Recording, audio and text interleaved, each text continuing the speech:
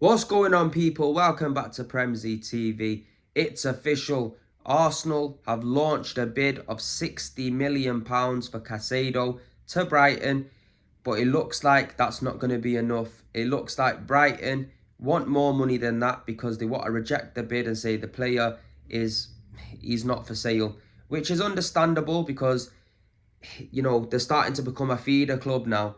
People are all looking to rob their players, take their players off their hands, and maybe they want to try to put a stop to that. And the only way they could put a stop to that is by putting ridiculous prices on these players, because £80 million is what they're looking for.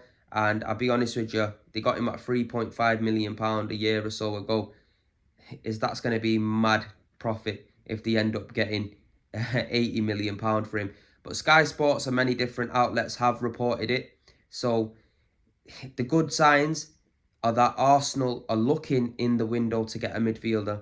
We've all said time and time again, if Thomas Partey gets injured, which I pray and hope to God he doesn't, if Granit Xhaka gets injured, we're very, very light in midfield.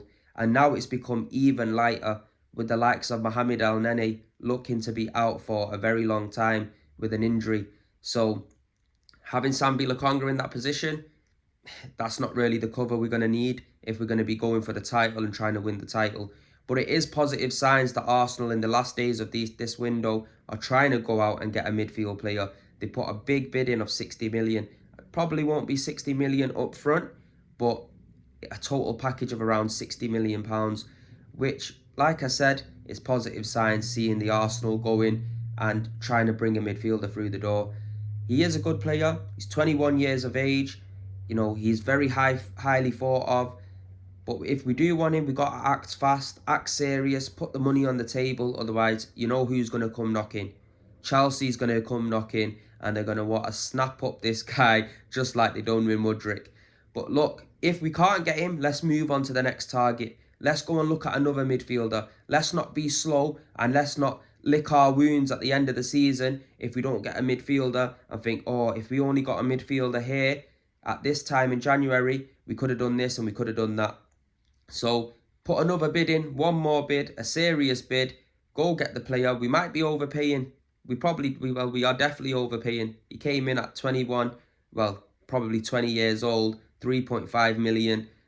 These guys are going to be making a ridiculous profit on him. And Brighton know how to do business. Brighton are making money left, right and centre off players.